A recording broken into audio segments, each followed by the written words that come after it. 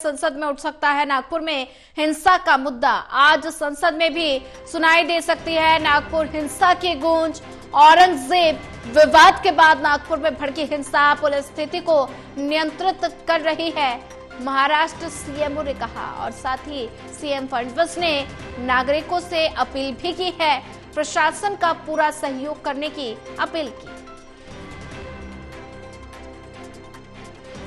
संसद में उठ सकता है नागपुर हिंसा का मुद्दा, आज संसद में सुनाई दे सकती है नागपुर हिंसा की गूंज।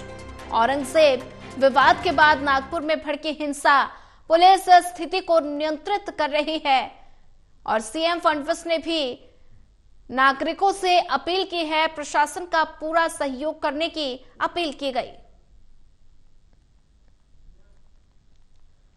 संसद में उठ सकता है नागपुर हिंसा का मुद्दा, आज संसद में भी सुनाई दे सकती है नागपुर हिंसा की गूंज।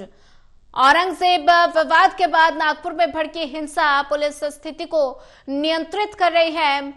सीएम फडणवीस ने नागरिकों से की अपील, प्रशासन का पूरा सहयोग करने की अपील की है। संसद में उठ सकता है नागपुर हिंसा का मुद्दा, आज संसद में भी सुनाई दे सकती है नागपुर हिंसा की गूंज। औरंगजेब विवाद के बाद नागपुर में हिंसा भड़की और पुलिस स्थिति को नियंत्रित कर रही है।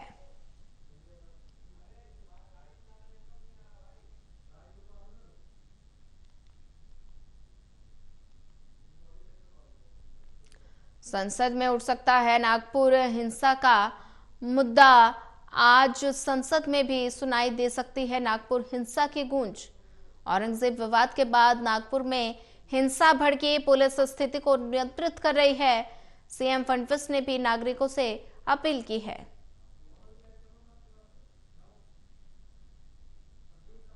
और ज्यादा जानकारी साझा करने के लिए हमारे साथ एसोसिएट एडिटर प्रदीप कुमार जुड़ चुके हैं। प्रदीप, औरंगजेब विवाद के बाद नागपुर में हिंसा भड़की और संसद में आज नागपुर हिंसा का मुद्दा गूंज सकता है, इसको लेकर और क्या कुछ अपडेट?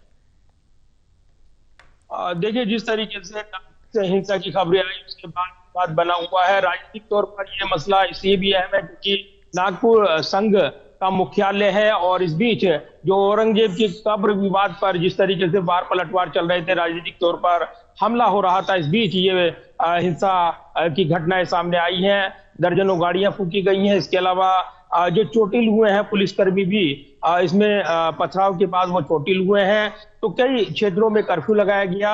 हालांकि मुख्यमंत्री कार्यालय की ओर से बयान दिया गया कि स्थिति नियंत्रण में है। उपद्रवियों को काबू में करने के लिए पुलिस ने बल प्रयोग किया और उसके बाद स्थिति को नियंत्रित किया गया है। लेकिन जिस तरीके से हिंसा भड़की है नागपुर में, इसके बाद वार पलटवार राजनीतिक तौर पर देखने को मिल रहे हैं। संसद का बजट सत्र का दूसरा चरण चल रहा है और इस बीच जो विपक्षी नेता हैं उन्होंने इस हिंसा को लेकर बीजेपी पर निशाना साधा है। बीजेपी की ओर से पलटवार किए गए हैं कि ये एक सोची समझी साजिश के तहत हिंसा भड़काई गई है, पुलिसकर्मियों को निशाना बनाया गया है। इधर इसको लेकर नोटिस भी दिए गए हैं। आज सत्र की कार्रवाई का महत्वपूर्ण दिन है और इस बीच जो रेणुका चौधरी हैं राज्यसभा में, उन्होंने नियम 267 के तहत नागपुर हिंसा को लेकर चर्चा की मांग की है। कार्य स्थगन प्रस्ताव जिस तरीके से यहाँ पर दिखाई दे रही हैं अलग अलग मुद्दों को लेकर, इस बीच जो नागपुर हिंसा का बवाल और जिस तरीके से पूरा घटनाक्रम हुआ है, इसकी गूंज संसद में सुनाई देगी और कहीं ना कहीं एक बड़ा राजनीतिक वार पलटवार देखने को मिल सकता है।